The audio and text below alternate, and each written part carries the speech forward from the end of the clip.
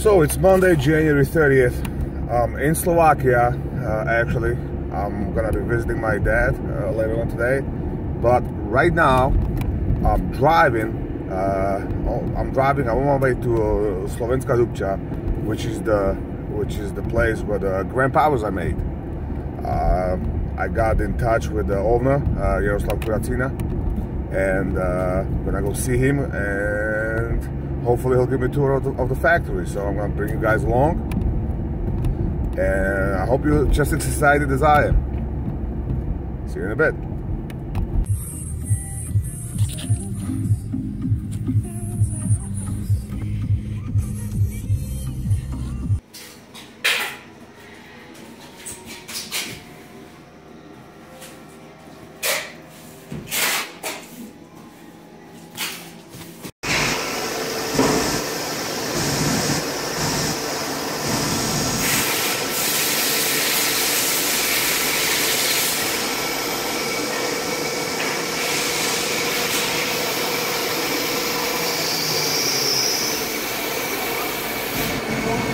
Hotovo. Super.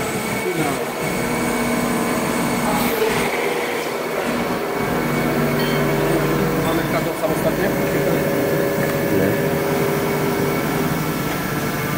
Tu sa dokončívajú tie kontajnery, tie framey. Okay.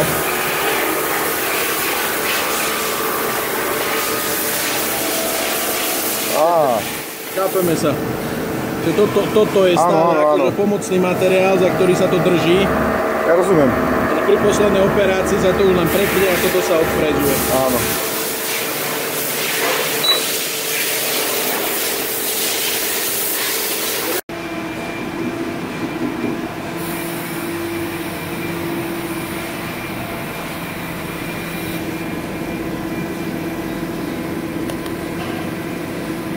Toto sú Swiss type. OK. Sústružnícke automaty švajčiarskeho typu, čiže ťahá si to prúd. Tam máte podávač a 3-metrové tyče si to ťahá a aj to sústruží, aj to frejzuje. OK. Čiže toto konkrétne je oska poistky. OK. Toto vypadáva potom to konvejor. Vypadáva to proste hotové sem, pozrite sa. Takže viac menej vložíte železo do jednej strany a hotový diel vychádza. Teraz za chvíľu vypadne ďalší.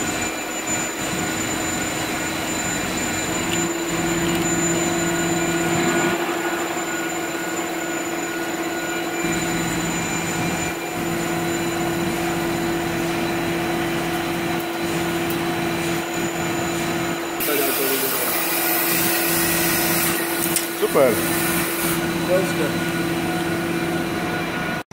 A to slešny vyberáte podľa vzoru, lebo všetky samé kočky tu máte? Áno, máme skúsené kočky. Toto je Zeiss, dotyková sonda, čiže v podstate namerané dáta to priamo prenáša do počítača. A rovno vyhodí akože, čo je odchýlka. Tu je odchýlka 4000 mm. To je nič. Dobrý deň. To tak ste povedali, že ťažko, že by dačo prešlo, aby ste si nevšimli.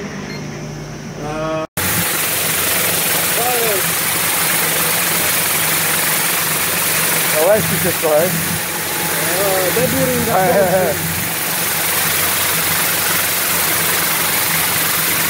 Vidím.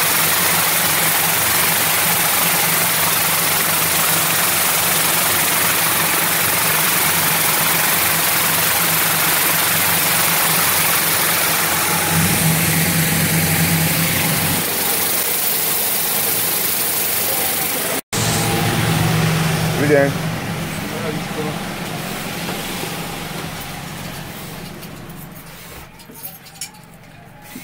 Konkrétne toto sú súčiastky na stribok. To je barrel trunnion. OK. Toto je trigger bar pre Q100.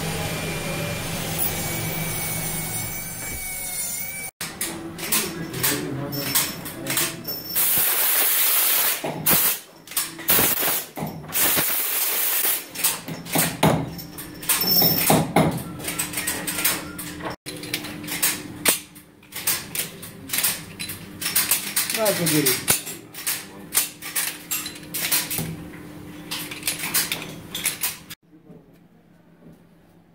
Importovateľné do Grécka. Valer. Short version. Vidíte, o koľko je kratšia. OK. Takže to bude, bez toho to bude ako pistol version, čo bude dovážané. Áno, hej. Vidíte si.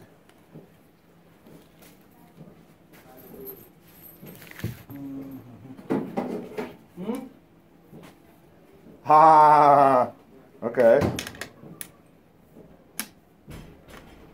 A to je ten trial reactor na to, OK. Toto definitívne budú ľudia chcieť robiť SBR a tieto. No a čo je veľmi podstatné, sekundu.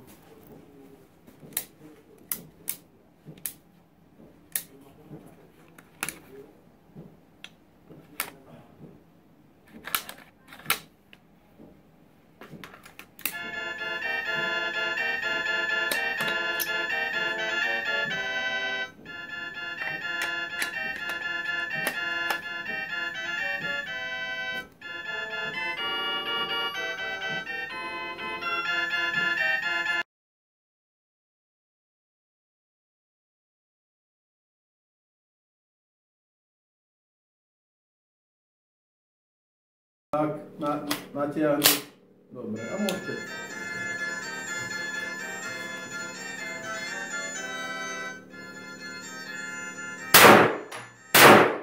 Mám tu návštevu zamknúť.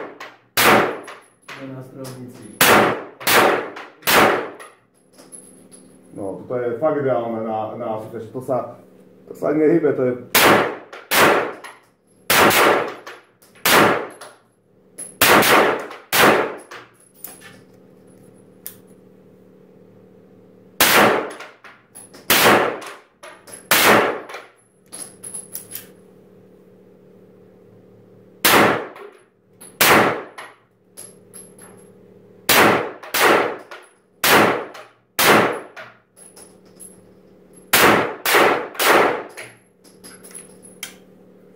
No akože, poviem tak, že strieľal som zo plnoautomatického MP5 a toto je akože on par s tým, bez problémov. Akože ergonomicky je to super. Vieš, na to, že prvýkrát z toho strieľam grouping je takisto, je to akože je to... Na fotkách to vyzerá inakšie, ale keď to človek má v ruke, tak akože z toho kričí kvalita, lebo to vidno, že je to kvalitné, vidno, že to je vypracované, že to je kus železa, má to váhu, ale pritom to nie je ťažké.